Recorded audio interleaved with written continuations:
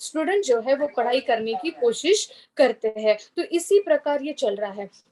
Ultimate goal अगर आपको पूछूंगी कि आपकी लाइफ का गोल क्या है, तो आप कहोगे कि यस मुझे घर लेना है, बंगला लेना है, गाड़ी लेना है, बच्चों के लिए अच्छा एजुकेशन होना चाहिए, ये आपके गोल हो गए। तो अल्टीमेट गोल अगर यहाँ से देखा जाए तो कहीं ना कहीं फाइनेंशियल स्टेबिलिटी हमें मिलनी चाहिए, एजुकेशन नॉलेज भी मिले और इससे हमें फाइनेंशियल स्टेबिलिटी भी मिले। इसी प्रकार से इसी को ध्यान में रखते हुए हम जो है एजुकेशन लेते हैं और उस पर काम करते हैं और हमें जो आउटपुट मिलना है वो हम एक्सपेक्ट करते हैं। पर अगर आपने देखा गया होगा कि उसी प्रकार जो एजुकेशन जो लेते हैं हम, वो ऐसा लेते हैं that is just the informative education, और जो एग्जाम देते हैं सिर्फ एग्जाम ओरिएंटेड रहते हैं, मकसद ही नहीं पता है कि एग्जैक्टली क्या करना है। तो अल्टीमेट गोल जैसे अगर हमारा हो सकता है कि हमें उससे फाइनेंशियल स्टेबिलिटी मिले, फाइनेंशियल फ्रीडम मिले।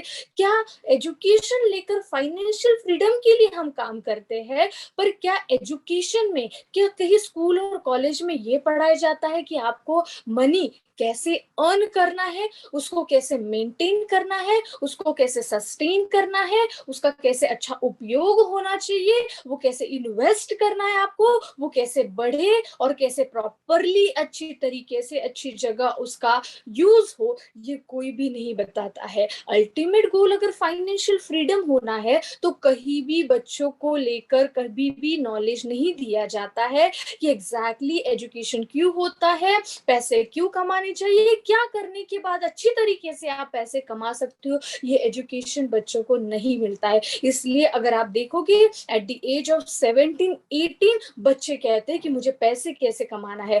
एक बार जस्ट 15 दिन पहले मेरे पास एक बच्चा आया था कि वो जस्ट 19 एज 19 साल का लड़का था। उसने मुझे काउंसलिंग, मैं जो टैरो कार्ड करती हूँ, उसने मुझे क्वेश्चन पूछा, दीदी मैं पैसे कैसे कमा सकूं ये बताओ, और पैसे कैसे आए ये बताओ। तो मैंने उससे पूछा क्या लाइक मतलब क्या करना है तुझे पैसे कमा, नहीं जस्ट पैसे होना चाहिए, कहीं से भी हो पैसे आना चाहिए। अभी तक उसका ग्रेजुएशन कंप्लीट नहीं, अभी तक उसकी मैच्योरिटी लेवल नहीं है। पर क्या होता है अभी के बच्चे जो होते हैं सराउंडिंग में, ये जो सेलिब्रिटी होते हैं उनका जो लाइफस्टाइल होता है, ये जो बाहर के जो लोग होते हैं उनको देखकर उनको लगता है कि हमें भी हमारा जीवन भी वैसे ही होना चाहिए। पर उसके लिए उन्होंने क्या किया है, ये जो सक्सेसफुल पर्सनैलिटी उन्होंने क्या किया है वो देखते नहीं, सिर्फ एजेंडा होता है कि कहीं भी किसी भी तरीके से पैसे आने चाहिए। मतलब क्या होता है जब बच्चा 17-18 से आगे चला जाता है तो उनका जो पैसों को लेकर जो भाव होते हैं वो अलग दिशा में चले जाते हैं, क्योंकि उनको प्रॉपर जो होता है वो नॉलेज ही नहीं होता है, प्रॉपर उसका एजुकेशन ही नहीं होता है। तो इसी तरीके से अभी का जो यंग जनरेशन है, कहीं ना कहीं ऐसा नहीं कहती हूँ कि 100% अभी भी लोग बहुत जेन्युइन है, अभी भी स्टूडेंट जो है क्लियरिटी है उनकी लाइफ में, अभी भी बहुत क्लियर है कि मुझे क्या करना है, विजन क्लियर है, अभी भी they are struggling for the civil services exam, अभी भी वो पूरा डेडिकेटेड है एजुकेशन, क्योंकि उनको जो है जो कुछ परसेंट लोग हैं, कुछ परसेंट स्टूडेंट है, उनको सही वैल्यू पता चली एजुकेशन की, और उस एजुकेशन के बेस पर हम क्या कर सकते हैं ये उनको पता है, उनको रीजन पता है, उनका विजन क्लियर है। पर बहुत सारी अगर आप 100% में से देख लो तो ऑलमोस्ट 80% अभी की यंग जनरेशन है उनको एग्जैक्टली पता ही नहीं है कि हमें क्या करना है, क्यों करना है और आगे की लाइफ कैसी होनी चाहिए। इसके वजह से क्या है, मैं हमेशा एक क्वेश्चन पूछती हूँ कि मुझे बोलो कि फेसबुक चलाने के लिए, ट्विटर चलाने के लिए, इंस्टाग्राम चलाने के लिए, कहीं भी जो भी रॉन्ग एडिक्शन होते हैं जैसे अल्कोहल लेना, जो स्मोकिंग करते हैं, बहुत अलग अलग जो होते हैं एडिक्शन होते हैं, मुझे बोलो इस एडिक्शन को लेकर इस घंटों अपने सोशल मीडिया पर टाइम वेस्ट करना, अलग बुरी चीजें करना, क्या इसके लिए कहीं मोटिवेशन के क्लासेस होते हैं या कहीं मोटिवेशन के ट्रेनिंग्स होते हैं? कहीं नहीं होते हैं। पर अच्छे काम के लिए, अच्छे हैबिट्स के लिए ही क्यों मोटिवेशन की जरूरत होती है? ये तो बुरे काम है, उसके लिए तो कोई ट्रेनिंग नहीं होता है। स्टिल क्या करते हैं बच्चे, उसको एक्सेप्ट करते हैं, पर जो अच्छी चीजें उनको मोटिवेशन की जरूरत होती है। ये जो फैक्टर है, ये कंफ्यूजिंग फैक्टर जो है, बच्चे जो है डिस्ट्रैक्टेड हो चुके हैं, इस बाहरी सोसाइटी में, बाहरी वातावरण में, इसलिए वो खुद से ज्यादा दूसरों के ऊपर ध्यान देते हैं कि वो क्या कर रहा है, उसके अकॉर्डिंग उनकी लाइफस्टाइल जो है वो सेट करते हैं। बच्चों का मान लो, चलो अभी दूसरा स्टेप होता है कि बच्चों का पूरी तरीके से विकास करना। एक पेरेंट्स को लगता है कि हमें बच्चों को अगर स्कूल में एडमिशन दिला दे तो उसका पूरा जो पर्सनैलिटी का डेवलपमेंट का काम जो है वो होता है सिर्फ स्कूल का, पर ऐसा नहीं है। जितना स्कूल का होता है, जितना स्कूल जो सिर्फ एजुकेशन देता है, पर जो बेस जो होता है, उसके जो संस्कार जो होते हैं, उसका जो अपब्रिंगिंग जो होता है, वो कहीं ना कहीं उसके पेरेंट्स का रोल होता है। ये दोनों मिलकर, ये दोनों को एजुकेशन में पाकर उसके संस्कार, इसके अपब्रिंगिंग को लेकर उसके पर्सनैलिटी का डेवलपमेंट होता है। मैं ये नहीं कहती हूँ कि पेरेंट्स की वजह से स्टूडेंट डिस्ट्रैक्टेड हो रहे हैं, पर कहीं ना कहीं जो है अभी पेरेंट जो है कहीं ना कहीं वो भी ऐसी दिशा में कंफ्यूज हो चुके हैं। उनको भी नहीं समझ आ रहा है कि एग्जैक्टली हमें क्या करना चाहिए, बच्चों को कहाँ करना चाहिए, कहाँ डालना चाहिए। क्योंकि जैसे कि हम आगे बढ़ रहे हैं, हमारे करियर ऑप्शंस भी ज्यादा बढ़ रहे हैं। जितने ऑप्शंस ज्यादा होते हैं उतना हमें सिलेक्शन में तकलीफ होती है, प्रॉब्लम्स होते हैं और हम कंफ्यूज हो जाते हैं एग्जैक्टली क्या करना है। क्योंकि पहले जो होते थे, पहले जो 20 साल का अगर पीछे जाओ तो कहीं ज्यादा ऑप्शंस नहीं होते तो इजीली हम चूज कर पाते थे कि हमें कौन सा करियर करना है। पर अभी का जो जनरेशन है, अभी के जो पेरेंट्स का माइंडसेट है, जितना हमें एक्सप्लोर करते हैं, यूट्यूब पर अलग आता है, टीवीज पर अलग आता है, मूवीज में अलग आता है, बुक्स अलग दिखाता है, बाहर सोसाइटी अलग दिखाती है, उनका माइंडसेट अलग होता है। ये सभी को ध्यान में रखते हुए वो सभी जो चीजें जो होती है, हमें लगता है कि ऑप्शंस बहुत ज्यादा है, पर ऑप्शंस के साथ हमारी कंफ्यूजन जो सिचुएशन है वो भी ज्यादा बढ़ गई है। तो इसका पूरी तरीके से सॉल्यूशन कैसे मिले कि एक जो जरिया हो सकता है, वन ऑफ द वे हो सकता है, क्योंकि ऐसा नहीं मैं कह सकती हूँ it is only the way, it is one of the way. एक वे हो सकता है, जैसे कि मुझे यहाँ से अगर जयपुर जाना है, यहाँ से पुणे से अगर मुझे दिल्ली जाना है तो मैं बाय कार जा सकती हूँ, मैं पैदल भी जा सकती हूँ, बाय ट्रेन भी जा सकती हूँ, बाय फ्लाइट भी जा सकती हूँ। तो जाने का तो समय, जाने का जो एक डायरेक्शन है वो तो एक ही है, या जाने का जो डेस्टिनेशन है वो एक ही है, पर जो तरीका है वो अलग अलग है, टाइम है वो अलग अलग है, ऑप्शन है वो अलग अलग है। तो मुझे क्या चूज करना ये मेरे ऊपर डिपेंड है, और इजीली मैं कैसे उस तरीके तक पहुंचू, उस डेस्टिनेशन तक कैसे पहुंचू, तो उसका एक जरिया एक डीएमआईटी है, जिससे हम वन ऑफ द वे है जिससे हम इजीली विथ कम टाइम हम वहां तक पहुंच सकते हैं। तो एक DMIT is not only the way, it is one of the way, ताकि हमें लोगों तक एक क्लियरिटी हम दिखा सकते हैं। तो आइए हम अभी देखते हैं कि एग्जैक्टली डीएमआईटी कंसेप्ट क्या है। पहले हम सीखते हैं, देखते हैं कि डीएमआईटी क्या है, आगे चलकर हमें डीएमआईटी से क्या पता चलता है, क्या होता है एग्जैक्टली, उसके बेनिफिट्स क्या है, उसकी क्या क्या अलग हमें समझ में आता है, हमें एग्जैक्टली क्या क्या हमारे स्टैटिस्टिक्स समझ में आते हैं, ये वन बाय वन हम देखते जाएंगे। Producing an innovative revolutionary product that is DMIT एक ऐसा प्रोडक्ट है जिसमें हम बच्चों के अंदर, पेरेंट्स के अंदर एक अलग से एक जागरूकता बोलते हैं, कुछ अलग सा अवेयरनेस कर सकते हैं उनके बीच में कि क्या करना चाहिए एग्जैक्टली, उन्होंने कितना अवेयर होना चाहिए सभी चीजों को लेकर, करियर को लेकर एक बेस होता है वो कैसे उन्होंने डेवलप करना चाहिए, ये सभी को ध्यान में रखते हुए एक ऐसा एक प्रोडक्ट है जिसमें हम लोगों को उनके लाइफ की जो दशा बिगड़ के उसकी हम दिशा में बदल सकते हैं। तो यही उसका मकसद है। क्योंकि अगर देखा जाए तो अगर स्ट्रेस लेवल अगर हम देखते हैं तो सभी के अंदर एक स्ट्रेस लेवल होता है कि एग्जैक्टली क्या करना चाहिए वो समझ में नहीं आता। बहुत स्ट्रेस लेवल बढ़ चुका है, करियर के प्रेशर को लेकर है, पेरेंट्स और चिल्ड्रन रिलेशनशिप है, सोशल मीडिया प्रेशर है, पीयर प्रेशर है, सभी को लेकर एक स्ट्रेस सिचुएशन जो होती है बच्चों के अंदर आ गई है। करियर पता नहीं समझता, पेरेंट्स और स्टूडेंट का रिलेशन नहीं समझता। गाड़ी बहुत आगे चल रही है, हाँ। तो करियर का प्रेशर है, सभी ये प्रेशर्स जो होते हैं उसको ध्यान में रखते हुए, क्योंकि कहीं ना कहीं हम डिसीजन नहीं ले पाते, कहीं ना कहीं हमें क्या करना है ये समझ नहीं आता प्रॉपरली, इसलिए क्या होता है प्रेशर और स्ट्रेस आता है, इसलिए फिर बाद में इट लीड्स टू डिप्रेशन। क्योंकि कई चीजों की क्लियरिटी जब नहीं मिलती है, मुझे लगता है तब स्ट्रेस और प्रेशर आता है। जब एक बार क्लियरिटी मिल गई, क्वेश्चंस का आंसर मिल गया, तो मुझे नहीं लगता कि कहीं किसी को कहीं भी किसी भी फील्ड में स्ट्रेस या प्रेशर आ सकता है, वो पर्सनल फील्ड मानो, प्रोफेशनल फील्ड मानो, या कहीं भी कौन से भी फील्ड मानो। तो हम अभी देखते हैं कि इसका हम एक सॉल्यूशन दे सकते हैं, दैट इज अ डीएमआईटी।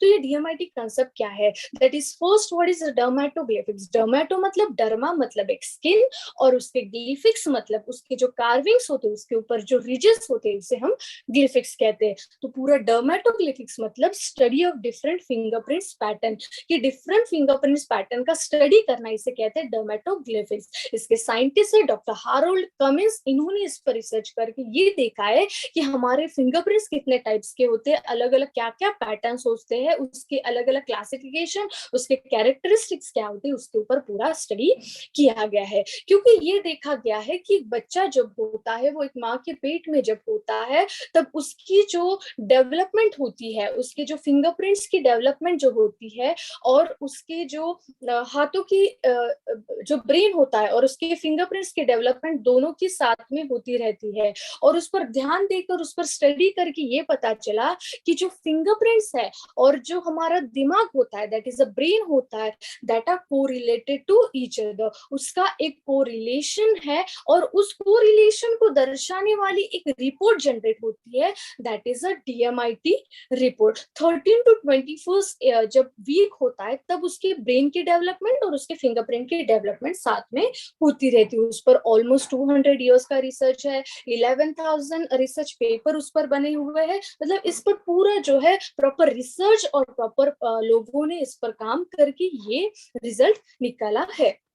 एक बच्चा जब माँ के पेट में होता है, तब 3 फैक्टर्स जो होते हैं उसके ब्रेन के डेवलपमेंट के लिए अफेक्ट करते हैं। पहला जो फैक्टर हो सकता है, दैट इज एनवायरमेंट, द दूसरा थिंकिंग, एंड देन तीसरा इज अ जेनेटिक फैक्टर। ये तीनों फैक्टर्स को ध्यान में रखते हुए ये बच्चे का डेवलपमेंट होता है। इन्वायरमेंट, इसका मतलब माँ किस वातावरण में रहती है। थिंकिंग, इसका मतलब माँ क्या सोचती है। और जेनेटिक मतलब उसके अंदर जेनेटिक कौन से गुण आते हैं। इस सभी को ध्यान में रखते हुए फिंगरप्रिंट्स का डेवलपमेंट होता है, सॉरी ब्रेन का डेवलपमेंट होता है। क्योंकि फिंगरप्रिंट्स ही क्यों? क्योंकि फिंगरप्रिंट्स पर रिसर्च किया गया है कि हर एक फिंगरप्रिंट जो होती है बहुत यूनिक होती है, कभी भी चेंज नहीं होती है, इनवेरियंस होती है, और हेरिडिटरी होती है। तो ये सभी जो तीनों फीचर्स होते हैं, क्योंकि इससे ये पता चलता है कि मेरी फिंगरप्रिंट आपसे मैच नहीं हो सकती, हमारे 10 फिंगर्स जो होती है, 10 फिंगर्स की भी फिंगरप्रिंट किसी से मैच नहीं होती है। इस पर अगर आप स्टडी करना चाहते हो तो आप गूगल कर सकती हो। गैल्टन कैलकुलेशन किया है कि 64 बिलियन में से 2 ऐसे व्यक्ति हो सकते हैं जिनके फिंगरप्रिंट मैच हो सकते हैं। और अगर देखा जाए तो हमारे जो अर्थ जो प्लैनेट है, उस पर जो जीवित लोग है, पॉपुलेशन अगर कहा जाए, तो वो है 8 बिलियन, 7 to 8 बिलियन। मतलब अगर 64 बिलियन में तो 2 लोग मिल सकते हैं, तो आप मान लो और आप जान लो कि 7 to 8 बिलियन में कितने लोग हो सकते हैं। तो इसका ये कहा जाता है कि किसी का फिंगरप्रिंट किसी से मैच नहीं हो सकता है। और जो यहाँ पर प्रेजेंटेशन दिया जाएगा, it is not from my side, कहीं ना कहीं लोगों ने इस पर रिसर्च किया है, स्टडी किया है, और वो स्टडी को ध्यान में रखते हुए मैंने वो देखकर एनालाइज करके ये प्रेजेंटेशन आपके सामने रखा है। देन डीएमआईटी क्या हमें फाइंड करने में हेल्प करती है? DMIT helps you to find, क्या वो हमें फाइंड करने में क्या मदद करती है, क्या जानने में हमें मदद करती है कि हमें क्या एग्जैक्टली हमें ब्रेन से समझ आता है। क्योंकि जैसे कि एक हम गाड़ी खरीदते हैं, एक अच्छा मोबाइल खरीदते हैं, एक अच्छा बड़ा वाला कुछ इलेक्ट्रॉनिक, अगर एक लैपटॉप खरीदते हैं, तो उसके साथ में एक मैनुअल होता है, ताकि हम उस मैनुअल को पढ़कर उसे कैसे बंद करना है, कैसे शुरू करना है, उसकी फैसिलिटीज, उसके सर्विसेज, उसको कैसे ऑपरेट करना है, ये हम जान सकते हैं। तो अगर एक मोबाइल एक फंक्शनल प्रोसेस होती है उसकी, वैसे ही हमारे दिमाग की कुछ ना कुछ प्रोसेस होती है, कुछ ना कुछ काम होता है। तो वो किस प्रकार वो काम करता है, किस प्रकार उसको एनर्जेटिक कर सकते, किस प्रकार हम एक्टिव कर सकते, उसकी खूबियां क्या, उसकी फीचर्स क्या, तो ये हम जान सकते हैं अलग अलग तरीके से, ये डीएमआईटी के हेल्प से, कि एग्जैक्टली हमारा ब्रेन क्या है, क्योंकि अगर मोबाइल जो है 1 लाख का खरीद लो या आप BMW मर्सिडीज जैगुआर खरीद लो, अगर उसको आपको प्रॉपर अगर ड्राइव करती नहीं आए, चलाती नहीं आए, तो उसका कोई भी यूज नहीं होता है। इसलिए ब्रेन जो हमारे पास दिया गया है उसका 100% क्षमता हम यूज नहीं कर पाते, क्योंकि हमें वो पता ही नहीं है कि कैसे यूज करनी है। तो हम DMIT के जरिए हमें ये पता चल सकता है कि एग्जैक्टली उसके क्या बेनिफिट्स है, कैसे हम यूज कर सकते हैं, उसकी क्या क्षमता है। तो आइए हम एक एक करके देखते हैं कि उसकी क्या क्षमता हो सकती है। पहले हमें DMIT से ये पता चलता है कि थ्योरी ऑफ स्प्लिट ब्रेन, मतलब इसका ये होता है कि हमारा जो ब्रेन होता है उसमें लेफ्ट और राइट ब्रेन होता है। तो लेफ्ट और राइट ब्रेन का जो काम होता है वो भी क्या होता है, अलग अलग होता है। जैसे कि लेफ्ट ब्रेन जो होता है that is a fully logical brain, words numbers logics पर काम करता है। राइट ब्रेन जो होता है वो कलर पर काम करता है, it is a creative brain. तो इसी प्रकार लेफ्ट और राइट ब्रेन का काम क्या है, जैसे अगर मोबाइल है उसमें व्हाट्सएप का काम अलग है, फेसबुक का काम अलग है।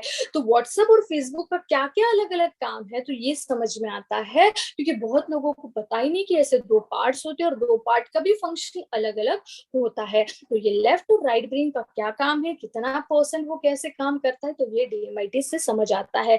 लेफ्ट और राइट ब्रेन में अलग और 5 लोब्स होते हैं। ऐसे 5 लोब्स होते हैं, prefrontal, frontal, parietal, occipital, temporal. ऐसे 5 लोब्स होते हैं। जैसे लोब्स मतलब पार्ट होते हैं, भाग होते हैं। तो भाग अलग अलग पार्ट्स का क्या होता है, उसका अलग अलग काम होता है। तो वो भी हमें इसमें से समझ आता है कि हमारे किस पार्ट का क्या काम है, कैसे काम है। फिर नेक्स्ट हमें समझ में आता है कि हमारे लर्निंग स्टाइल्स यहाँ पर समझ में आते हैं कि हम किस प्रकार किसी चीज को हम सीख सकते हैं। तो हमें यहाँ से लर्निंग स्टाइल सीखने को मिलती है कि एग्जैक्टली समझ आती है कि हमारा लर्निंग स्टाइल जो है, समझने का एक तरीका होता है। कि जैसे एक बच्चा जो होता है, हमारा हमेशा कंप्लेंट होता है कि सेम क्लास होता है, स्कूल होता है, स्टडीज भी सेम होती है, तो भी रिजल्ट अलग अलग क्यों आते हैं। तो ये क्यों आती है, इसका जवाब ये है कि हर एक की लेने की जो प्रक्रिया होती है, जो एक सिस्टम होती है, वो अलग अलग होती है। दैट इज कोई देखकर समझ पाता है, कोई सुनकर समझ पाता है, कोई कुछ करके समझ पाता है। तो उसी प्रकार से अगर उसको सिखाया जाए, बताया जाए, तो उसी प्रकार वो सीख सकता है और वो इंफॉर्मेशन उसके दिमाग तक अच्छी तरीके से 100% समझ सकती है। तो आपने देखा होगा कोई स्टूडेंट्स होते हैं, या आप भी, जब तक आप खुद ना करो या खुद रीड ना करो तब तक आपको समझ में नहीं आता। कोई ऐसे होते हैं जब तक आप लिखो ना तब तक समझ में नहीं आता है। कोई ऐसे होते हैं जब तक आप सुनो ना तब तक आपको समझ में नहीं आता है। तो अलग अलग प्रकार का, जैसे विजुअल, ऑडिटरी, काइनेस्थेटिक, सबका एक समझने की जो प्रक्रिया होती है वो अलग अलग होती है। तो ये हमें समझ में आता है कि एग्जैक्टली हमारी कौन सी, अगर मेरी विजुअल है तो मैं उस विजुअल के बेस पर और मुझे क्या डेवलपमेंट करना चाहिए और कैसे सीखना चाहिए। तो ये हमें हमारे जो गाइड होते हैं, काउंसलर्स जो होते हैं, जब इसका काउंसलिंग होता है वो काउंसलिंग करते हैं। देन हमें इससे पता चलता है कि हमारा जो डिक्स प्रोफाइलिंग होता है, हमारी पर्सनैलिटी किस टाइप की है, ये हमें यहाँ से समझ में आती है। कि विलियम मार्स्टन जो साइकोलॉजिस्ट थे, इन्होंने ढूंढ के निकाला कि that is a Dix profiling, कि ऐसे कौन से 4 प्रकार की पर्सनैलिटीज होती है। D for dominant, I for influence, S for study and C for compliant. तो ये डिक्स प्रोफाइल को उन्होंने कन्वर्ट किया है, डॉक्टर ग्रे करके उन्होंने कन्वर्ट किया है एक बर्ड के रिप्रेजेंट से, ताकि हम ये डोमिनेंट से ज्यादा हम उस बर्ड को रिलेट करके उस पर्सनालिटी को जान सकते हैं। तो हम देखते हैं कि एक एक कौन सी पर्सनालिटी होती है। हर एक पर्सनालिटी होती है, उसके कुछ स्ट्रेंथ होती है, कुछ वीकनेस होती है, कुछ पॉजिटिव होते हैं, कुछ नेगेटिव उसके गुण होते हैं, सभी के गुण होते हैं। तो एग्जैक्टली उसके क्या क्या गुण है तो वो हम समझते हैं। तो पहला अगर देखा जाए तो यहाँ पर जो पहला है डोमिनेंट पर्सनालिटी, दैट इज हम ये कह सकते हैं that is a eagle personality. Eagle मतलब आपने देखा होगा, ईगल एक पर्सनालिटी ऐसी है कि वो इंडिपेंडेंट है। आपने देखा होगा कि ईगल जो है कभी झुंड में नहीं नहीं उड़ता है, वो अकेले उड़ता है, he is independent. Then aggressive, ये बहुत उसका जो अगर लुक देखोगे आप, उसके आंखों से, उसके फेस से अगर ये पता चल जाएगा कि ही इज वेरी एग्रेसिव। तो एग्रेसिव ये दो तरीके से, ना पॉजिटिव है ना नेगेटिव है। एग्रेशन फॉर दी शिकार करने के लिए, एग्रेशन कुछ पाने के लिए, एग्रेशन ऊंचा उड़ने के लिए। तो अलग अलग उसका एग्रेसिवनेस हो सकता है। इज अ गोल ओरिएंटेड और वेरी कॉन्फिडेंट।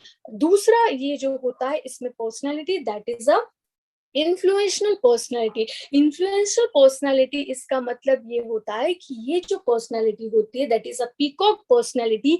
ये लोगों पर प्रभाव डालना, उनको कन्विंस करना, उनके ऊपर इन्फ्लुएंस करना, ये उस पर्सनैलिटी की मेन फीचर्स होते हैं। जैसे इनको जो मेन पॉइंट होता है, ये जो कॉम्प्लीमेंट्स होते हैं, किसी ने उनको अप्रिशिएट किया तो उनको बहुत अच्छा लगता है। वो रिस्क भी जो लेते हैं वो बहुत कैलकुलेटेड होते हैं, बहुत फ्रेंडली होते हैं और अटेंशन सीकर होते हैं। उनको लगता है कि सबकी नजर हमारे ऊपर ही होनी चाहिए, तो ये उनका मकसद होता है।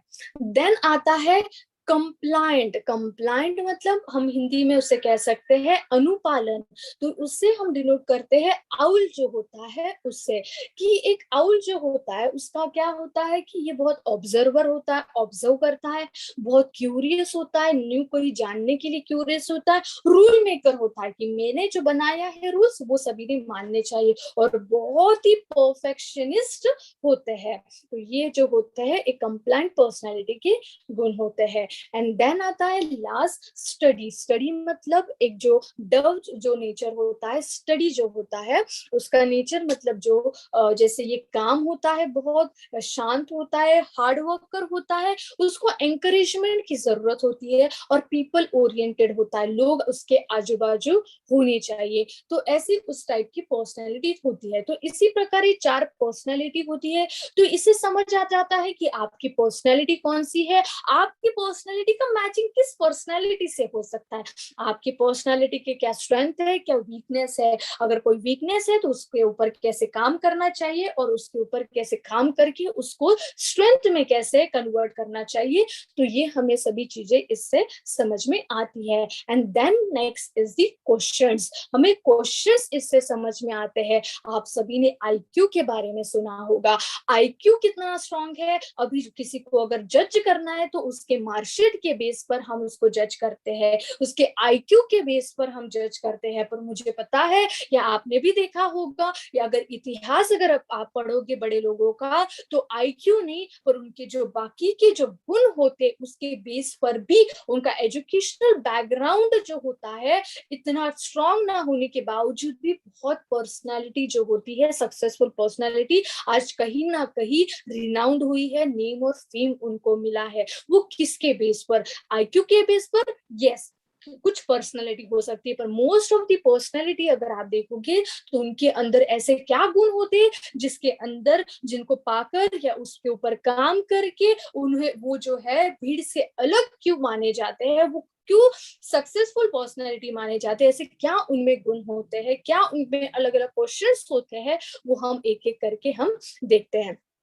पहला जो है that is IQ. Know how. IQ मतलब जो होता है कि कैसे, नो हाउ। तो आईक्यू आप सभी को पता है इंटेलेक्चुअल क्वोशंट हम कहते हैं, और इसका मेन जो बड़ा एक एग्जांपल है अल्बर्ट आइंस्टाइन जो है, ये आपको सभी को पता है कि उन्होंने अपने ब्रेन का ज्यादा से ज्यादा यूज कर दिया, दैट इज 4.5%।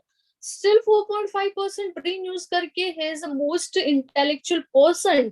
तो अगर मान लो कि अगर 4.5% यूज करके अगर इतने हो सकते, तो अगर ज्यादा अगर आपको पता चल जाए कि इसकी कैसे हम हमारे ब्रेन को अच्छी तरीके से यूज कर सकते, तो हम इससे भी ज्यादा हमारे ब्रेन का यूज कर सकते। तो ही वॉज आईक्यू उनका बहुत ही स्ट्रॉन्ग था। देन आता है इमोशनल क्वेश्चन। ये बहुत इंपॉर्टेंट होता है। आप सफलता पालो पर आपके जो रूट्स है, आपका जो मेन बेस है वो ग्राउंड लेवल पर हो, आपके रूट्स से अगर आप जुड़े होते हो तो आप जो है लोगों को साथ में लेकर चलते हो। अगर आपका आईक्यू अच्छा है तो यस आप कहीं ना कहीं आप सक्सेसफुल हो सकते हो, पर अगर आपका इमोशनल क्वेश्चन अच्छा है तो आप और आपके साथ में जो लोग हैं, जो जुड़े हुए लोग हैं, उनको भी आप साथ लेकर जा सकते हो। और मुझे नहीं लगता रतन टाटा जी से बढ़कर इसके बड़े एग्जाम्पल कोई हो सकता है, क्योंकि कुछ इंटेलेक्चुअल के बेस पर सभी को एक एटीट्यूड आ जाता है कि हम जैसे भगवान के माफिक है, ऐसे कुछ फील करने लगते हैं। पर रतन टाटा जी का अगर आप बायोग्राफी पढ़ोगे, अगर उनके कार्यों को अगर देखोगे, उनके डेडिकेशंस को अगर देखोगे, उनको लोगों को लेकर जो भावना है वो अगर देखोगे, तो उससे पता चल जाएगा आपको कि is a most fitted person in this emotional question, कि उन्होंने ईक्यू के बेस पर इमोशंस, लोगों की इमोशंस जान लिए और उसके बेस पर आज is a perfect person of intellectual, emotional and also the creative personality also. तो ये EQ का बड़ा एग्जाम्पल है। देन आता है एडवर्सिटी क्वेश्चन, EQ विपरीत परिस्थिति में किसी भी चीज को फेस करने की क्षमता। Soichiro Honda is a biggest example of it. अगर आप उनका बायोग्राफी पढ़ोगे कि लाइफ में कितने अप्स एंड डाउन्स आते हैं, उस अप्स एंड डाउन्स को कैसे उन्होंने फेस किया। प्रॉपर ना एजुकेशन था, कुछ एक गैरेज में रिपेयरिंग का काम करते हुए आज उन्होंने अपने जो भी उनके गोल्स थे, उन्होंने उनका जो क्रिएशन था, उन्होंने जो काम था, उसमें उनका जो कंसिस्टेंसी था, उनका जो कमिटमेंट था कि यस मुझे ये करना है, भले वर्ल्ड वॉर आओ, पूरा जो फैक्ट्री कोलैप्स हो जाओ या अर्थक्वेक आ जाओ, मेरा जो मकसद है वो मैं फुलफिल करता ही जाऊंगा। तो ये बिगेस्ट एग्जांपल हो सकता है एडवर्सिटी क्वेश्चन का। विपरीत परिस्थिति जो आती है लाइफ में, उसको फेस करने की क्षमता होना, मतलब EQ। अगर आपका IQ अच्छा है, अगर EQ नहीं अच्छा है, तो आप लाइफ में फेस नहीं कर पाओगे किसी चीज को। अगर ब्रेकेज आ जाता है, कुछ भी डाउनफॉल आ जाता है, तो आप उसको फेस नहीं कर पाओगे।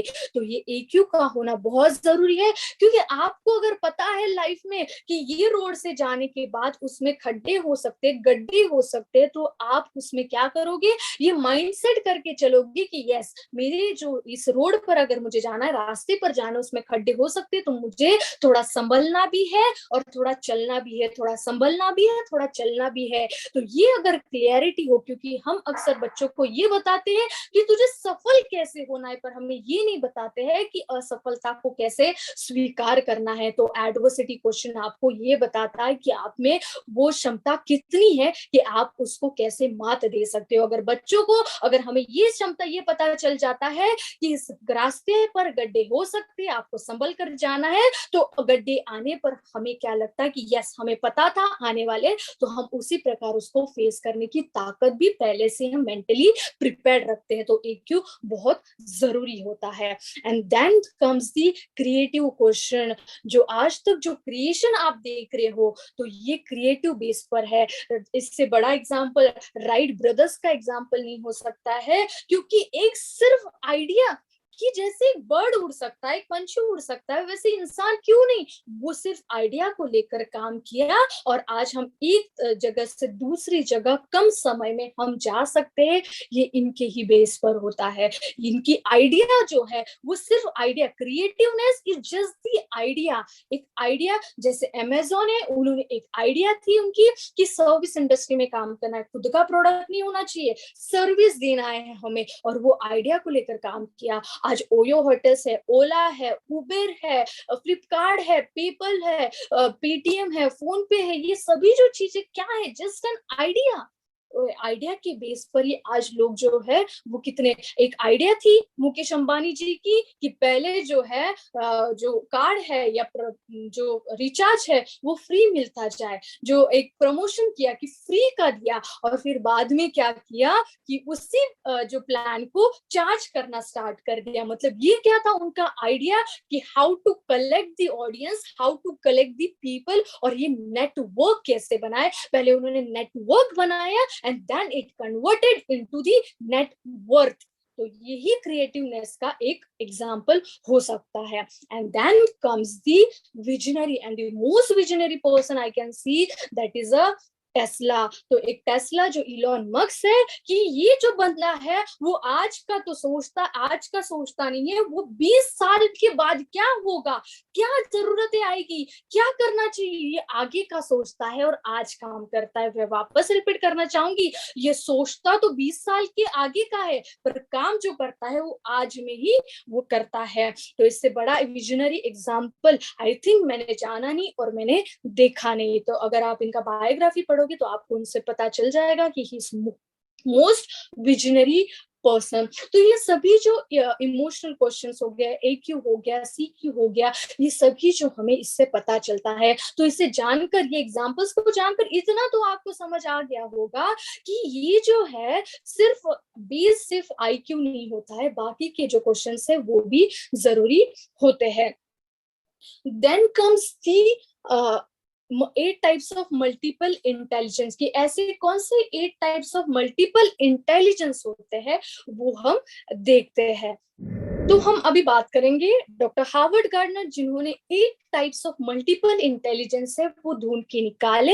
इन्होंने जब एक हॉस्पिटल में जो वो ट्रीटमेंट करते थे, जो हेड इंजरी जिनको होती थी, तो उनके पेशेंट्स को जब वो ट्रीट करते थे, उन्होंने ये देखा कि हमारे ब्रेन के कौन से पार्ट पर इंजरी होने से हमारी कौन सी क्षमता जो है वो नष्ट हो जाती है। और इस पर रिसर्च करने के बाद इनको ये पता चला कि हमारे अंदर ऐसे 8 प्रकार के इंटेलिजेंस होते हैं जिसके बेस पर हम अपना जो करियर है वो हम डिसाइड कर सकते हैं। तो वो कौन से 8 टाइप्स ऑफ मल्टीपल इंटेलिजेंस है? वैसे तो 9 टाइप्स है, पर DMIT में हम 8 टाइप्स पर बात करते हैं। तो ऐसे कौन से इंटेलिजेंस है, तो हम एक एक करके हम इंटेलिजेंस को हम देखते हैं। तो first type of intelligence is a logical mathematics. आपको नंबर की क्षमता कितनी है, आप नंबर में कितना अच्छा डील करते हो, तो ये आपको लॉजिकल जो पावर है वो आपकी समझ आती है। अगर आपके अंदर लॉजिकल मैथमेटिकल इंटेलिजेंस अच्छा है तो आप मैथमेटिशियन बन सकते हो, साइंटिस्ट बन सकते हो, इंजीनियर बन सकते हो। This 3 are just the example, इससे भी और भी ज्यादा आपके करियर ऑप्शंस हो सकते हैं। देन दूसरा आता है लिंग्विस्टिक, आपके लैंग्वेज पर आपकी कितनी कमांड है। अगर ये आपका इंटेलिजेंस अच्छा है तो आप पोएट, राइटर, लॉयर आप बन सकते हो। And then third one is a bodily kinesthetic, अगर आपके अंदर बॉडी को यूज करके एक्सप्रेशन करने की क्षमता अगर आपकी अच्छी है, ये एबिलिटी आपकी अच्छी है, तो आप एथलेटिक बन सकते हो, कोरियोग्राफर बन सकते हो, एक्टर बन सकते हो। This are 3 examples. देन आपके स्पार्शियल विजुअल हम ये कह सकते हैं कि आपकी विजन कैसे है, आप कितना उसको एक चीज को थर्ड एंगल में कैसे देखते हो, अलग अलग क्रिएशन में अलग अलग इमेजिनेशन आप कैसे कर सकते हो। तो ये स्पार्शियल विजुअल आपको इंटेलिजेंस बताता है। तो आप फैशन डिजाइनर बन सकते हो, चेस प्लेयर बन सकते हो, आर्टिस्ट बन सकते हो। तो आपको फैशन डिजाइनर क्यों, या आर्किटेक्चर क्यों, या आपने देखा होगा पेंटर्स क्यों, क्योंकि आपने देखा होगा कि कितने लोग होते हैं, उनकी जो ड्रेस होती है वो हर एक की अलग अलग प्रकार की होती है, अलग अलग स्टाइल की होती है। तो ये थिंक करना भी एक स्पार्शियल विजुअल का काम है। आर्किटेक्चर का, इंटीरियर डिजाइनर का एक घर दूसरे घर से मैच नहीं होता, ये थिंक करने की भी कैपेसिटी उनमें होती है। तो ये ऑप्शंस उनके लिए हो सकते हैं। देन इंटरपर्सनल मतलब लोगों से जुड़कर कैसे आप काम कर सकते हो, लोगों की अंडरस्टैंडिंग कैसे मैच कर सकते हो, 1 to many आप कैसे काम कर सकते हो। आप एक पॉलिटिशियन बन सकते हो, ट्रेनर बन सकते हो, टॉक शो के होस्ट बन सकते हो। तो ये आपके करियर ऑप्शंस हो सकते हैं। देन इंट्रापर्सनल एबिलिटी जो होती है वो ये एबिलिटी होती है कि आप इंट्रापर्सनल के बेस पर, मतलब आप लोगों से ज्यादा नहीं करते, थॉट प्रोसेसिंग आपकी खुद की ज्यादा होती है, खुद से बात करते हो, इंट्रोस्पेक्टिव होते हैं। तो आपके 3 ऑप्शंस ये हो सकते हैं। आप एक spiritual leader, social worker, entrepreneur, ये जो लोग होते हैं आपने देखा होगा ये ज्यादा बात नहीं करते, पर इनका जो लेवल ऑफ अंडरस्टैंडिंग है वो बहुत ही ज्यादा होता है। देन म्यूजिकल इंटेलिजेंस, अगर म्यूजिक से अगर अच्छा लगाव है, समझ आता है, रिकॉग्नाइज कर पाते हो, रिमेम्बर कर पाते हो, मैनिपुलेट कर पाते हो, तो एक singer, music director, song writer आप बन सकते हो। अगर आपको नेचर से लगाव है, प्लांट्स एंड एनिमल आपको अच्छा लगता है, ये इन्वायरमेंट अगर आपको अच्छा लगता है, तो आप इन्वायरमेंट में, इस क्लाइमेट में, आप इस प्लांट्स और एनिमल्स को लेकर आप काम कर सकते हो। नेचर स्मार्ट आप बन सकते हो। अगर आप में ये इंटेलिजेंस अच्छा है तो आप बॉटनिस्ट बन सकते हो, वाइल्ड लाइफ फोटोग्राफर बन सकते हो, जियोलॉजिस्ट बन सकते हो, एग्रीकल्चरिस्ट बन सकते हो। बहुत सारे ऑप्शंस भी इसके अनुसार आपके होते हैं। तो ये 8 प्रकार के मल्टीपल इंटेलिजेंस है, और जिसके आधार पर आपका फिर जो करियर है वो यहाँ पर डिसाइड होता है। देन हाँ भी हम देखते हैं, अभी तक हमने देखा कि हमारे राइट और लेफ्ट ब्रेन का काम क्या होता है। देन हमने देखा कि लर्निंग स्टाइल क्या होती है, कितने टाइप्स के पर्सनालिटीज होते हैं, हमारी क्या क्वेश्चंस होती है अलग अलग जो हम बुद्धियांक बोलते हो। देन हमने देखा कि कौन से इंटेलिजेंस 8 प्रकार के होते हैं। और अभी हम देखेंगे कि हमारे लाइफ में, लोगों के लाइफ में, हर एक एज ग्रुप में इस प्रोडक्ट का, इस डीएमआईटी कंसेप्ट का, इस बायोमेट्रिक कंसेप्ट का क्या यूज हो सकता है, क्या बेनिफिट्स हो सकते हैं, वो हम एक एक करके हम देखेंगे। तो फर्स्ट हमारे ये बेनिफिट हो सकता है कि हम अक्सर जो है स्ट्रीम सिलेक्शन में कंफ्यूज हो जाते हैं कि एग्जैक्टली हमें कौन सी स्ट्रीम सिलेक्ट करनी है, साइंस में जाना है, कॉमर्स में जाना है, आर्ट्स में जाना है, क्या करना है एग्जैक्टली। सभी को लगता है मैं तीनों में जाना चाहिए, कोई किसी को लगता है मैं तीनों में नहीं जाना चाहिए। तो कोई साइंस जो करता है, पेरेंट्स कहते हैं साइंस में जा, फ्रेंड्स कहते हैं कॉमर्स में जा, और जो बाहर का ट्रेंड चलता है वो आर्ट्स का चलता है। तो एग्जैक्टली कंफ्यूज हो जाते हैं कि क्या करना है। तो इससे आपको आपका स्ट्रीम जो है वो सिलेक्ट करने में हेल्प मिलती है। देन अलग अलग एज ग्रुप का अलग अलग एक बेनिफिट हो सकता है। ऐसा नहीं है कि आपको सभी एज ग्रुप में अलग अलग आपको डीएमआईटी करनी है, लाइफ में आपको एक ही बार करनी है, पर जिस एज ग्रुप में आप करोगे उस एज ग्रुप के अनुसार आपके बेनिफिट्स भी अलग अलग हो जाएंगे। जैसे बच्चा टॉडलर है, एक से 4 साल का अगर बच्चा है, अगर उसका बेनिफिट क्या हो सकता है उसके लिए कि उसकी हमें बिहेवियर पैटर्न समझ में आते हैं। उसके बेनिफिट ये हो सकते हैं क्या कि वो क्या करियर करेगा, नहीं, उसकी पैटर्न समझ सकते हैं कि उसके बिहेवियर पैटर्न कैसे, वो कैसे समझ पाता है, उसको कैसे समझाना है, कैसे उसका ब्रिंगिंग करना है, ये हमें समझ में आता है। चाइल्ड हो 4 to 12 एज ग्रुप का हो, तो उनके हमें उनकी लर्निंग स्टाइल समझ में आती है कि एग्जैक्टली वो किस प्रकार से सीख सकते हैं। 12 से 25 साल के बच्चे हो तो उनका करियर ऑप्शन, स्ट्रेंथ, वीकनेस समझ में आते हैं। 25 से आगे हो तो उनका जो है करियर को लेकर है, बिजनेस को लेकर है, पर्सनल लाइफ को लेकर है, ऐसे अलग अलग उनके बेनिफिट अलग हो सकते हैं। जैसे कि एक 12 to 25 एज ग्रुप का स्ट्रेंथ और वीकनेस समझ में आता है। जैसे कि यहाँ पर मैट्रिमोनियल मैचिंग भी समझ में आता है। Matrimonial matching in the sense, यहाँ पर जैसे मैंने पर्सनैलिटीज के बारे में कहा, तो पर्सनैलिटीज के बारे में ये है कि हमें जानने को मिलता है कि हमारी पर्सनैलिटी किसी से मैच कैसे हो सकती है। अगर दो लोगों की, अगर हमें दो लोगों को अगर जुड़ना है तो उनकी अंडरस्टैंडिंग मैच होना जरूरी है। तो ये अंडरस्टैंडिंग मैच होने के लिए दोनों की पर्सनैलिटी कैसी है, दोनों के गुण और अवगुण कैसे, स्ट्रेंथ और वीकनेस कैसे, ये दोनों को जानकर ही हम पर्सनैलिटी को मैच कर सकते हैं। तो यहाँ पर पर्सनैलिटी की मैचिंग होती है ताकि आप मैट्रिमोनियल मैचिंग भी अच्छी तरीके से कर सकते हो। एंड देन एम्प्लॉय जो सिलेक्ट करना है किसी भी कंपनी को, अगर किसी का आप ये प्रोसेस से अगर जाते हो, डीएमआईटी प्रोसेस से अगर जाते हो, तो इस प्रोसेस से आपको ये समझ में आता है, एम्प्लॉयमेंट सिलेक्शन समझ में आता है कि इसमें क्या अच्छे गुण है, उसमें क्या स्ट्रेंथ है, क्या इंटेलिजेंस है, जिसके बेस पर हम उसको अच्छा काम दे सकते हैं, जिससे उसका इनपुट भी अच्छा हो और उसका आउटपुट भी अच्छा हो। मतलब जॉब सेटिस्फैक्शन मिल सकता है, यहाँ पर एडवांसमेंट, प्रमोशन के लिए भी ये जो है इसका बेनिफिट हो सकता है।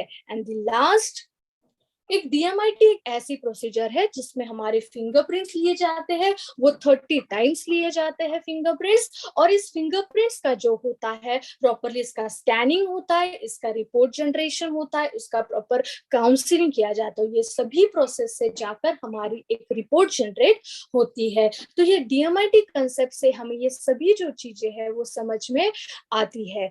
सो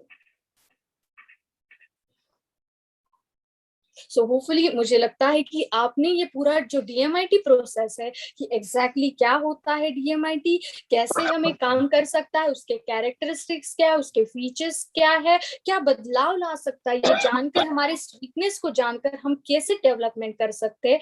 तो ये सभी जो चीजें हमने आज जानी है। तो होपफुली आपको सभी को ये समझ आया होगा कि एग्जैक्टली डीएमआईटी कंसेप्ट क्या है।